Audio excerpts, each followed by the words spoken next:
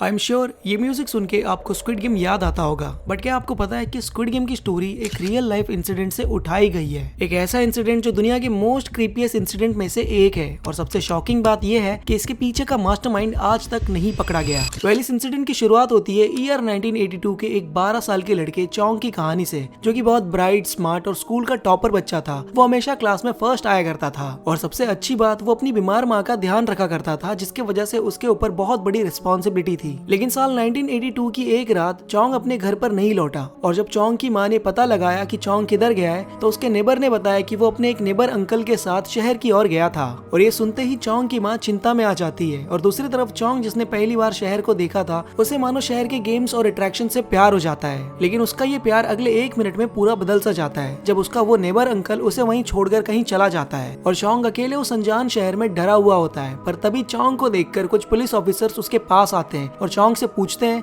कि तुम यहाँ क्या कर रहे हो, क्या तुम अकेले हो? चलो हम तुम्हें घर छोड़ देते हैं। इतना सुनते ही चोंग खुश हो जाता है कि अब वो वापस अपने घर जाने वाला है। बट कहते हैं ना, you can't always get what you want, क्योंकि 12 साल के चोंग को भनक तक नहीं थी कि यहाँ से उसकी लाइफ बदलने वाली है। जब चोंग उन पुलिस ऑफिसर्स के साथ वैन में बैठकर एक हिडन कैंप के पास पहुंचा, तो वो समझ गया कि ये नकली पुलिस वाले हैं। और उसने बताया कि वहीं से उसका नर्क शुरू हो गया, क्योंकि यहाँ अक्सर किडनैप किए बच्चे अचानक से रोने और चिल्लाने लगते थे, और वो बार बार यही कहते थे कि हम कहाँ हैं, हमें घर जाना है। लेकिन जैसे ही कोई रोता या फिर सवाल पूछता था, तो वहाँ के गार्ड्स उन्हें बेरहमी से मारा करते थे, और तो और कई दिनों तक खाना भी नहीं देते थे। और जब उन्हें मेन बिल्डिंग के अंदर लेकर जाया गया, तो विक्टिम्स का कहना था कि वो एकदम जेल की तरह दिखता था, जहाँ हैवी स्टील डोर्स थे जिसे बाहर से ही लॉक किया जा सकता है। और अंदर बड़े बड़े रूम्स में बंक बेड्स की रो लगी हुई थी, जहां एक रूम में 80 से 100 लोगों को रहने के लिए बोला जाता था, जो आपने ऑलरेडी स्क्विड गेम में देखा है। और सबसे शॉकिंगली बात, उन विक्टिम्स ने नोटिस किया था कि सभी लोग एक जैसा ब्लू कलर के यूनिफॉर्म्स को पहना करते थे, जिन पर स्ट्रिप्स बने हुए होते हैं, और सभी के बाल भी जबरदस्ती मुंडवाए गए थे। इवन उन्होंने सबके नाम और आइडेंटिटी भी छीन ली थी। और सेम ऐसा ही चोंग के साथ भी किया गया था। उस कैंप में सुबह 5 बजे ही सभी लोगों को उठाने के लिए जोर से अलार्म बजाया जाता था। और चोंग, जो अभी यहाँ नया नया आया था, उसे वहाँ की चीजों के बारे में कुछ भी नहीं पता था,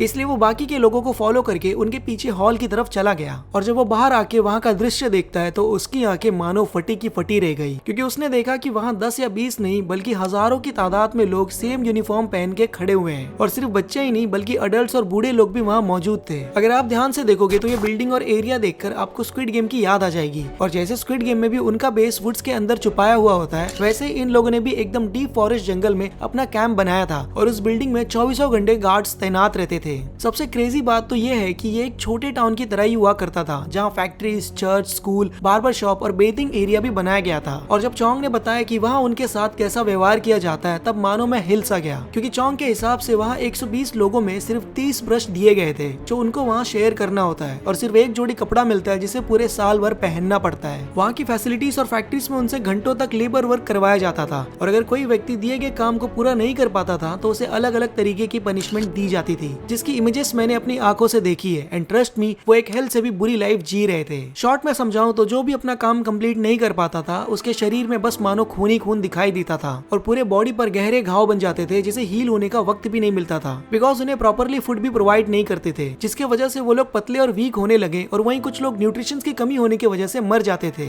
उस नर्क में एक फीमेल सेक्शन भी हुआ करता था, जहाँ फीमेल के साथ हर वो बुरी चीज की जाती थी जो हम कभी सोच भी ना पाए। आए दिन उनके साथ सेक्सुअल असॉल्ट्स होता था, और अगर कोई फीमेल प्रेग्नेंट हो जाती थी, तो कुछ डॉक्टर्स उन्हें अपने केबिन में लेकर जाकर एक ऐसे अननोन सब्सटेंस से इंजेक्ट कर देते थे, जिससे वो 3 से 4 दिन में अपना बच्चा खो देती है। और ये सेक्सुअल असॉल्ट सिर्फ फीमेल तक ही सीमित नहीं था, बल्कि इसके कई सारे विक्टिम्स तो मेंस में भी रहे हैं। और जब गवर्नमेंट ने इस जगह को ढूंढना स्टार्ट किया, तो उन्हें पता चलता है कि इस जगह का नाम ब्रदर्स वेलफेयर सेंटर है। जी हाँ, जिनका मकसद होता है गरीब, अनाथ और बेघर लोगों की मदद करना। और ये गवर्नमेंट का ही एक प्रोग्राम था, जो ऐसे लोगों को लाइफ में दूसरा मौका देने का वादा करते हैं। और इसका एडवर्टाइजमेंट वो साउथ कोरिया के टेलीविजन पर दिखाते थे, वो भी ऐसा बताकर कि हम लाचार लोगों को सड़कों से उठाकर इस वेलफेयर सेंटर में एडमिट करेंगे, जहां हम उन्हें एजुकेशन, चर्च जाने का मौका और पेट भर के खाना देंगे। और ऐसा देखकर किसी भी लाचार लोगों को ये जगह फैंटेसी वर्ल्ड से कम नहीं लगेगा। लेकिन सच बोलूं तो इस कैंप पे रहने वाले 70% से ज्यादा कभी भी होमलेस थे ही नहीं। उन्हें तो झूठ बोलकर या फिर किडनैप करके मजबूरन यहाँ लेकर आया जाता था। कई लोगों ने तो यहाँ से भागने की कोशिश भी की है, और वो उसमें सफल भी हुए। पर जो सफल नहीं हो पाते थे, उन्हें वहीं पर मार दिया जाता था एज एन इंस्टेंट पनिशमेंट।